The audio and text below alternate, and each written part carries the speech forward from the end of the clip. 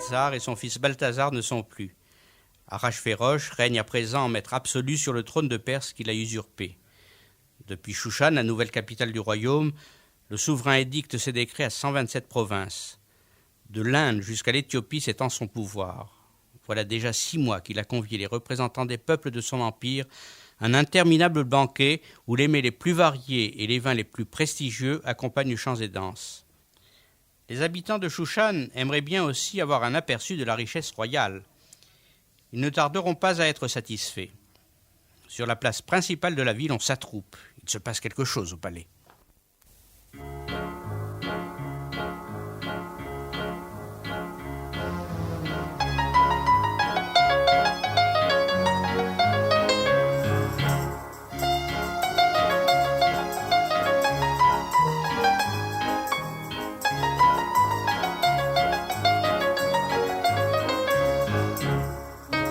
Approchez-vous, mes amis! J'ai une bonne nouvelle à vous annoncer! Venez tous! Après avoir reçu tous les nobles de son royaume pendant 6 mois, le roi Ahasverosh veut nous réjouir, nous aussi. De quoi s'agit-il? Parle vite. Que se passe-t-il? Parle donc. Je vais vous expliquer. Le roi Ahasverosh, qui depuis quelques années est notre bien-aimé souverain, va organiser pour nous et pour tous les habitants de Shushan un grand et merveilleux festin. Le roi Ahasverosh, qui depuis quelques années est notre bien-aimé souverain, va organiser pour nous et pour tous les habitants de Shushan un grand et merveilleux festin. Cette bonne nouvelle n'a pas l'air de t'enchanter beaucoup. Tu es bien triste.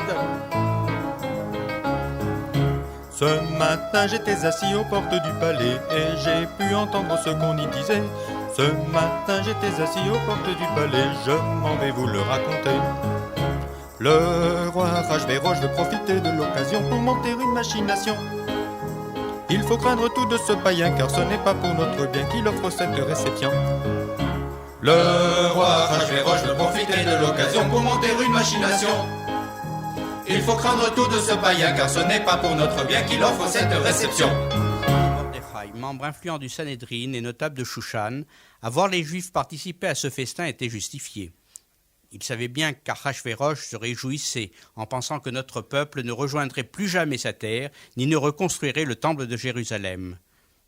La date de 70 ans, fixée pour la fin de l'exil, était arrivée d'après les calculs du roi et rien ne s'était passé en notre faveur. Ahasverosh sortit donc les ustensiles d'or qui servaient dans le temple et les présenta aux invités en signe de magnificence et en symbole de la fin de la splendeur juive. D'autre part, Aman, notre ennemi, descendant d'Amalek, désirait notre participation au festin afin de voir la dégradation de notre âme par la consommation d'aliments défendus.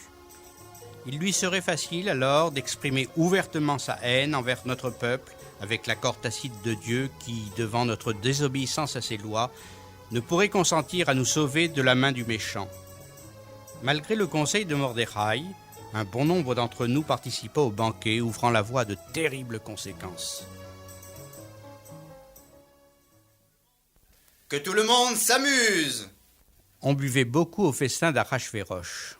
Celui-ci, débordant de fierté devant les richesses qu'il exhibait, ne put s'empêcher de vanter la beauté de sa femme Vashti, petite fille de Nebuchadnezzar, dont le charme n'avait d'égal que sa cruauté envers les enfants juifs, qu'elle aimait convoquer le Shabbat pour les faire travailler. « Si ta femme est la plus belle du royaume, s'écria avec audace un convive, qu'elle se présente à nous. Nous désirons la voir. » Soit, qu'on aille chercher Vashti. Les heures passèrent et Vashti ne vint pas. L'un des conseillers du roi voyait d'un très bon œil ce retard de la reine avec laquelle il entretenait une haine cordiale. Il attendait son heure pour la faire disparaître. Ce conseiller, c'était Memouchan, qui n'était autre que Aman.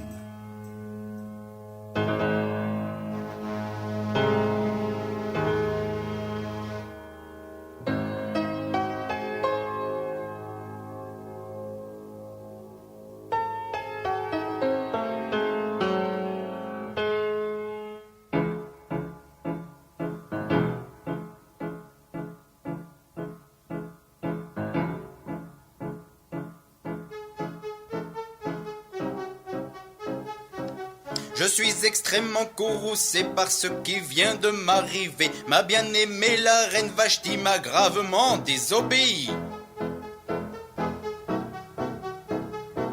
Je l'avais envoyée chercher pour qu'elle vienne devant moi danser.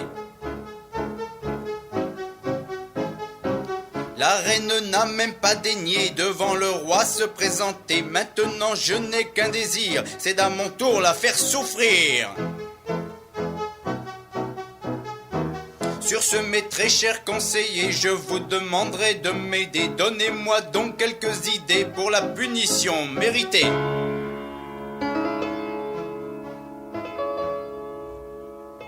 Ah, les conseillers du roi, qui quand tout va bien le flattent, et lorsqu'il est dans le désarroi, ont la langue coupée. Sire, la situation est très grave. Parle, Memouchan.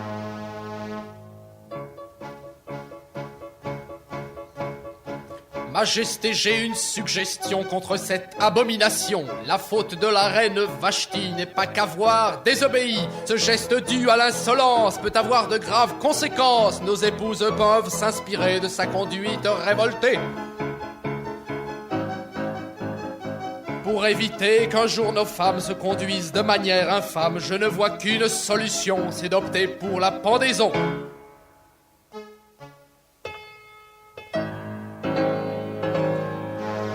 Très bien, Memouchan. Que Vashti soit pendue sur le champ.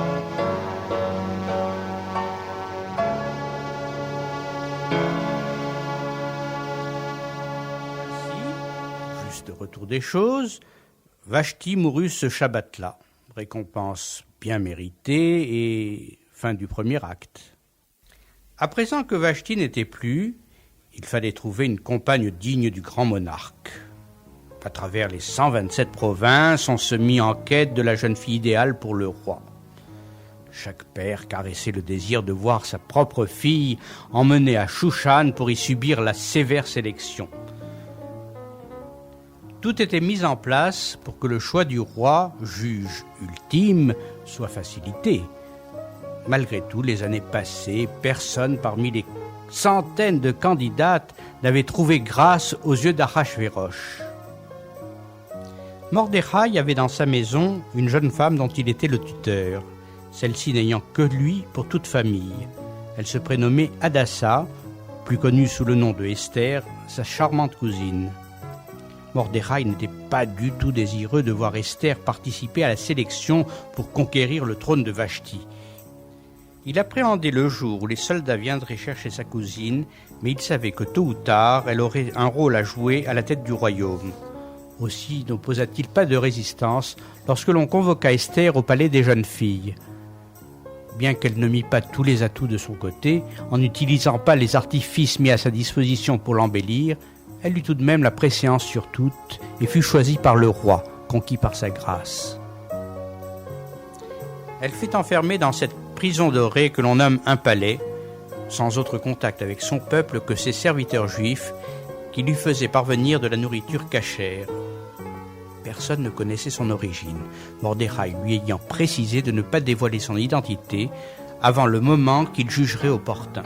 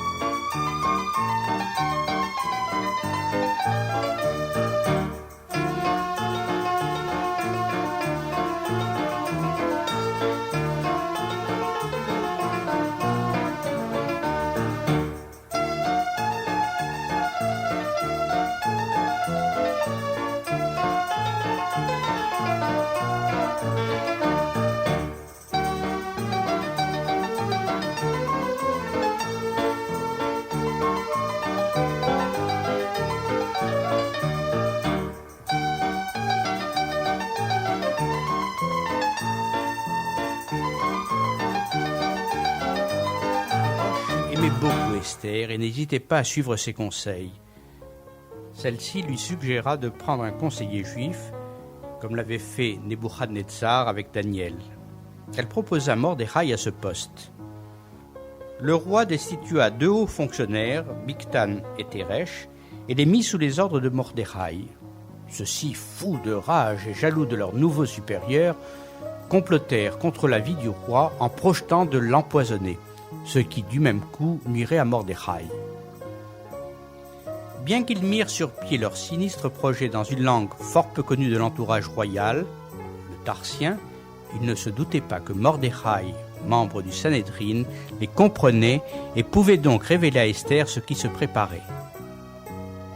Quand Achashvérosh eut vent du complot, il fit mettre à mort Bigtan et Teresh et donna ordre d'inscrire dans les chroniques royales le nom de Mordechai, le sauveur du roi. Quelque temps après, Achashvérosh plaça Aman, alors conseiller subalterne, au poste de Premier ministre. Celui-ci exigeait que grands et petits s'inclinent devant lui à son passage. Quiconque manquait d'empressement à cette marque de respect était sévèrement puni. Malgré tout, Mordechai, qui ne cachait pas son attachement pour la Torah, même à la cour, ne fléchissait pas le genou devant Aman, ennemi des Juifs et idolâtre notoire. Tu ne sais pas que lorsque j'apparais, toute tête se courbe? C'est une ordonnance émanant du roi lui-même. L'idole que tu portes sur la poitrine est pour moi un handicap au respect que tu exiges de moi. Souviens-toi, lorsque sur la route qui nous conduisait à Cyrus pour défendre, moi, la cause juive, toi, les Samaritains, tu n'avais plus rien à manger. Tu m'as supplié de te nourrir. En échange d'un morceau de pain et d'une gorgée d'eau, tu t'es vendu à moi comme esclave. Sais-tu que j'ai conservé la chaussure sur la semelle de laquelle tu as toi-même rédigé ton acte de vente? Veux-tu que je l'exhibe à la cour? On verra bien ce que tu feras de cette chaussure, quand vous serez à ma merci, toi et les tiens. Sire, j'ai demandé à vous voir afin de clarifier certaines choses qui, à mon humble avis, risquent de troubler la sécurité du règne de Sa Majesté. Qu'est-ce donc qui te trouble tant? Tout paraît calme. Je n'ai que de bons rapports de mes satrapes en poste dans mes 127 provinces. C'est que, Majesté, il y a un peuple, éparpillé à travers le royaume, et qui est cause de bien des tracas. Il ne donne pas un bon exemple. Les hommes ne se marient pas avec nos filles, ils sont paresseux, car à de nombreuses occasions, ils cessent de travailler. Tu veux parler des Juifs? J'ai depuis longtemps pensé à les exterminer, mais je sais que leur Dieu est puissant. Je ne tiens pas à disparaître comme Nebuchadnezzar. Sa Majesté n'a rien à craindre de leur Dieu. Beaucoup d'entre eux l'ont abandonné. Lui non Que plus ne proposes-tu? s'intéresse pas à eux.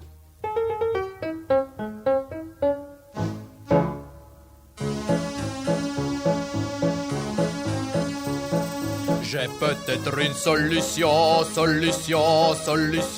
j'ai peut-être une solution, c'est l'extermination. Tu as donc une solution. Tu as donc une solution, c'est l'extermination. Crois-tu donc que l'on se débarrasse de toute une race? Crois-tu donc ce n'est qu'une illusion? Je suis bon pour qu'on se débarrasse sans laisser de traces. Je suis bon pour cette grande mission. Tes projets sont diaboliques. Tes projets sont diaboliques, mais ils sont passionnants. J'ai un pouvoir maléfique. J'ai un pouvoir maléfique, je l'ai gratuitement. Nous pouvons faire cause commune, prendre leur fortune. Nous pouvons agir dès à présent. Pour cela, confiez-moi votre bague, j'en ferai bon usage. Pour cela, soyez un peu patient. Grand merci aux majestés, de toute votre confiance, j'en suis très honoré. Organise tout sans tarder. Organise tout sans tarder, bonne chance et grand Ils succès. possédaient chacun un champ. Dans celui du premier se trouvait un trou que le propriétaire cherchait à combler. Dans celui du deuxième, un monticule de terre que son propriétaire désirait supprimer. L'un dit au second « Vends-moi ton monticule, je voudrais boucher mon trou. » L'autre répliqua « Tu es celui que je cherche. Je te donne ma terre gratuitement, car depuis longtemps, je voulais m'en débarrasser. » Ainsi, Ahasverosh et Aman conclurent-ils ce sinistre pacte pour éliminer les Juifs. Aman, pourvu du sceau royal, édicta 2 ordonnances. La première, prescrivant à tous les gouverneurs des satrapies d'armer leur populace le jour du 13 Adar, afin de massacrer un certain peuple dont le nom serait indiqué dans la 2e ordonnance. Celle-ci, qu'il ne fallait décacheter que le 13 Adar, mentionnait le nom de la victime du génocide, le peuple juif. Tout ceci restait secret et irrévocable, afin, pensait Aman, d'empêcher toute riposte éventuelle de Mordechai et des siens. Mordechai, en observant le visage rayonnant d'Aman, comprit qu'il se préparait quelque chose de grave. Il interrogea 3 enfants au sortir de l'école et leur demanda ce qu'ils avaient appris ce matin-là. « Tu n'auras pas à craindre les frayeurs soudaines, dit le premier, citant le verset des Proverbes. Jusqu'à votre vieillesse, je serai le même, jusqu'à votre blancheur, je vous porterai. Je l'ai déjà fait et je continuerai à vous soutenir. Je vous porterai et vous sauverai. Formez des projets, ils échoueront. Parlez, votre parole sera sans effet, car Dieu est avec nous. » Dirent le second et le 3e enfant, citant les versets d'Ishaïa. Sur ces versets d'espoir s'achève notre 2e acte.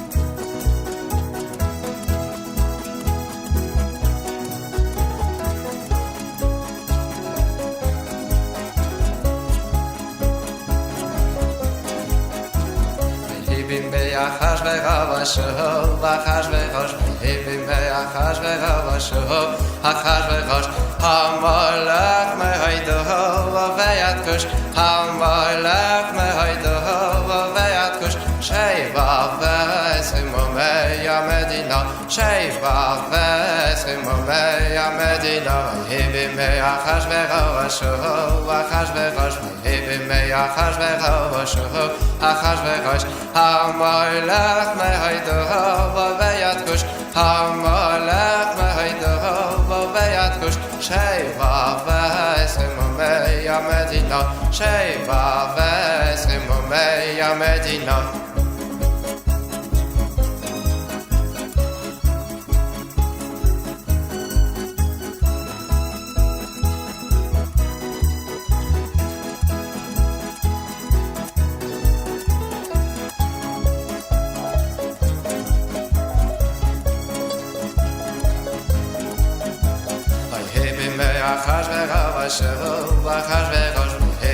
Ahasverosh, Ahasverosh, Hamalach me'haidoh ve'yatkush, Hamalach me'haidoh ve'yatkush, Sheva v'esimomei Medina. Majesté, je vous vois bien songeuse. C'est que Mordechai m'a fait connaître le songe étrange qu'il a rêvé l'autre nuit. Ce n'est pas en vain que le prophète Élie apparaît pour nous mettre en garde des dangers que nous courons à cause de notre désobéissance aux lois divines. J'ai très peur de l'avenir. Savez-vous que l'on a vu Mordechai vêtu d'habits déchirés et la tête couverte de cendres? Il a affirmé qu'il ne quitterait pas cette tenue avant que les choses ne s'arrangent. J'ai là un message du serviteur nommé Hatar, vous informant de ce que Aman projette contre les Juifs. Fais voir. Ma chère Esther, le temps est venu pour toi de faire savoir au roi qui tu es. Intercède auprès d'Ahasverosh pour qu'il ne soit fait aucun mal à ton peuple. Si tu refuses de lui parler, sache bien que tu ne seras pas épargné malgré ta position et qu'une autre Esther jouera ce rôle à ta place. Apporte de quoi écrire. Voilà le message que tu feras parvenir de ma part à Mordechai. Cher Mordechai, je suis prête à faire mon devoir pour sauver mon peuple, mais tu n'es pas sans savoir que le roi, sur le conseil d'Aman, a interdit à toute personne de franchir la cour intérieure de son palais sans y avoir été conviée sous peine de mort. Voilà déjà 30 jours que le roi ne m'a pas invité. Si le roi me tend son sceptre, je pourrai lui parler. Sinon, tu devras trouver un autre recours pour réaliser le sauvetage de notre peuple. De mon côté, je suis prête à risquer ma vie, même si l'espoir est faible. Tu seras bientôt avisé du résultat de ma démarche. De ton côté, demande à tous les Juifs, jeunes et vieux, de jeûner et de prier durant 3 jours. Nous aussi au palais, nous en ferons de même, afin que peut-être un miracle survienne. Bien que ce jeûne coïncida avec la fête de Pessah, Mordechai invita tous les Juifs disséminés dans les 127 provinces à se conformer aux prescriptions d'Esther. Au bout de 3 jours de jeûne, Esther quitta son palais et se dirigea vers la salle du trône où le roi, entouré des conseillers, siégeait. Esther traversa les rangées de garde. D'un pas décidé mais tremblant, elle pénétra dans la salle devant les regards surpris des ministres qui guettaient avec émotion la réaction royale. Contre toute attente, le roi quitta brusquement son visage songeur. Un large sourire illumina sa face quand il remarqua au fond de la pièce Esther, livide, les pommettes creusées par le jeûne.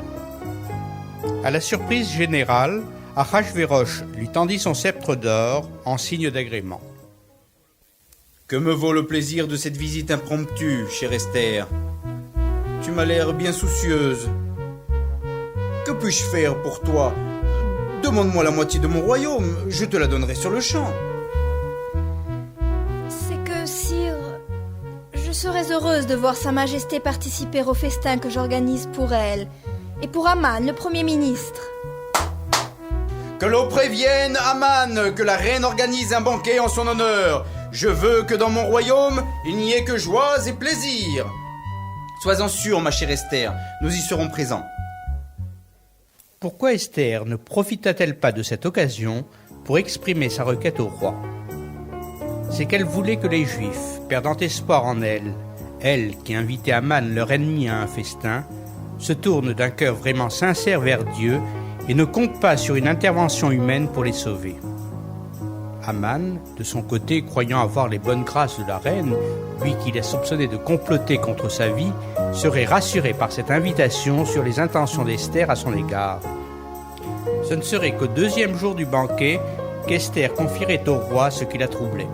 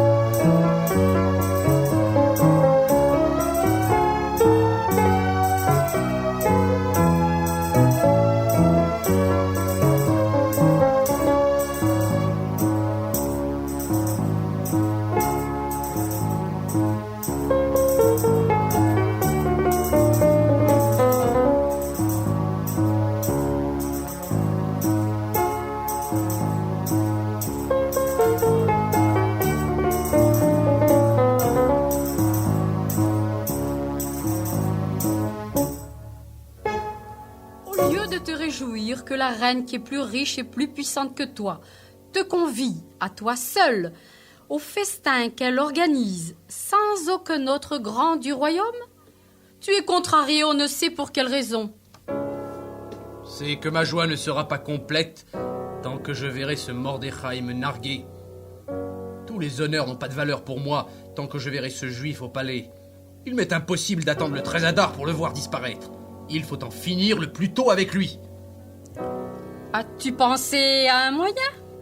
J'ai pensé à le décapiter. Mais j'ai souvenir que Pharaon avait déjà tenté cela avec Moshe et que le coup de celui-ci s'était changé en pierre quand le bourreau le frappa. J'ai pensé à la noyade. Mais les ancêtres de Mordechai ont échappé déjà à l'eau lors du passage de la mer Rouge. Lui crever les yeux n'est pas réaliste. Shimshon, dans cet état de cécité, a tout de même pu infliger aux Philistins un sort atroce. Le feu a montré son inefficacité d'abord avec Abraham, et plus récemment au temps de Nebuchadnezzar, quand celui-ci précipita dans la fournaise les 3 ministres juifs. Le jeter au lion serait vain. Daniel dans la fosse a transformé ces dangereux félins en 12 animaux qui redevinrent des fauves contre ses ennemis. La pendaison, tu n'y as pas pensé. On ne connaît nul juif qui ait échappé à la potence quand elle s'est dressée pour lui. Fais-en dresser une de 50 coudées de haut. Demande au roi qu'il t'accorde ce grand plaisir de voir Mordechai se balancer au bout d'une corde.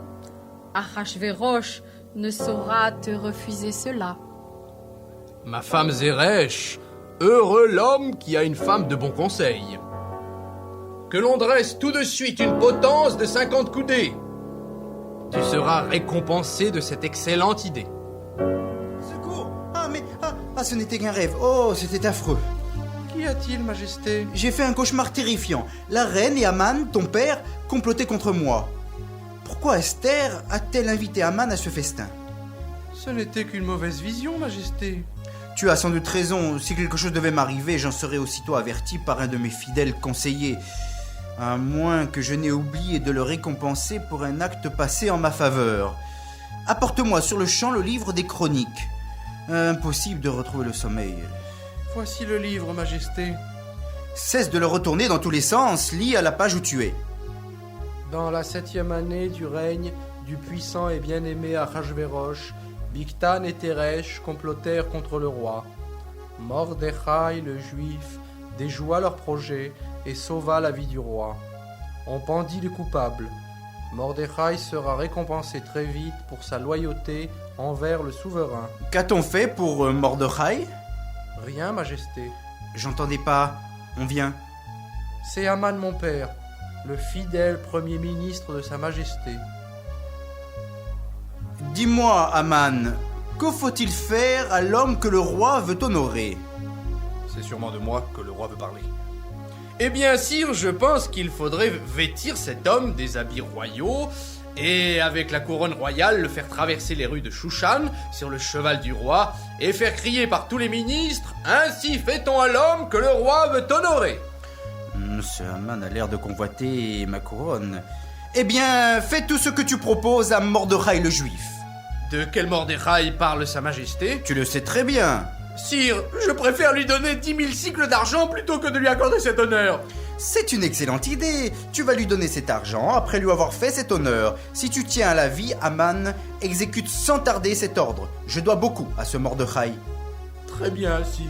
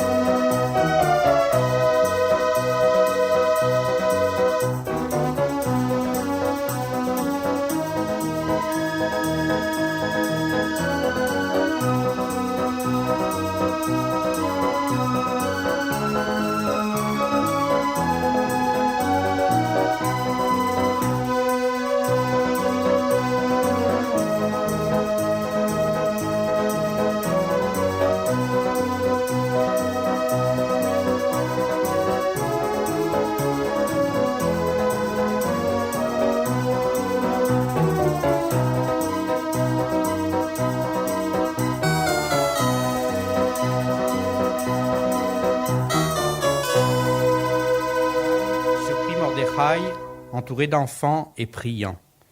Ceux-ci n'avaient pas voulu laisser leur maître mourir seul et tenaient à sa présence jusqu'au dernier moment. Mordechai le Juif, je viens t'habiller des vêtements royaux et te parer de la couronne royale. Il ne suffit pas que tu en veuilles à ma vie. Tu viens de surcroît te moquer de moi. Hélas pour moi, je viens uniquement sur l'ordre du roi pour te récompenser de ton action accomplie jadis en sa faveur. Je ne peux revêtir les habits royaux dans l'état où je suis. J'ai jeûné 3 jours, et ma tête est couverte de cendres. Qu'à cela ne tienne, je vais te faire prendre un bain parfumé qui fera disparaître toute trace de deuil. Ainsi fait-on à l'homme que le roi veut honorer. Ainsi fait-on à l'homme que le roi veut honorer. Après cette humiliante journée, Aman rentra chez lui, se jurant bien de faire pendre bientôt Mordechai. Sa femme, Zeresh, le remit sur la voie de la raison. « Stupide que tu es. Quand les Juifs oublient Dieu, tu peux les frapper sans crainte. Dès qu'ils retournent à lui, les attaquer, c'est signer sa propre perte. À présent, Aman, c'est le début de ta chute. » Ah, quelle mémorable journée! Ma chère Esther, si tu avais vu cet idiot de Haman tirer mon cheval dans les rues de Shushan devant toute cette foule en liesse, cela lui apprendra à croire que tous les honneurs du royaume lui reviennent. Cela devait être très amusant, en effet. Esther, je vois que tu n'es pas heureuse. Y a-t-il un désir que tu souhaiterais que je comble sur le champ? J'ai en effet une requête à formuler, sire. Je t'écoute. Je ne désire qu'une chose, c'est que ma vie et celle de mon peuple soient épargnées, car nous sommes menacés d'être bientôt anéantis par un perfide décret. Ma reine, qui oserait faire pareille chose? C'est Haman, l'ennemi et l'oppresseur des Juifs depuis toujours. C'est lui qui, dans le passé, a fait supprimer la reine Vashti, et qui aujourd'hui veut ma disparition, ainsi que celle de mon peuple. De grâce, Majesté la Reine, ôtez-moi ma fortune, confisquez tous mes biens, mais laissez-moi la vie sauve. Oh là, tant de bouleversements dans une même journée, c'en est trop pour moi. Je vais aller prendre un peu d'air sur la terrasse. Je vous en supplie, Majesté la Reine, avant que le roi ne revienne, dites au roi votre époux qu'il m'épargne. Je tiens tant à la vie. Ayez pitié de moi. Quoi? Je reviens du jardin, où l'on coupait, sur ton ordre, les arbres que j'avais fait planter, et de plus, je te vois allongé au pied de la reine. Tu profites de mon absence pour conquérir Esther. C'en est trop! Que l'on s'empare de Haman et qu'il soit pendu à la potence qu'il a fait préparer pour Mordechai.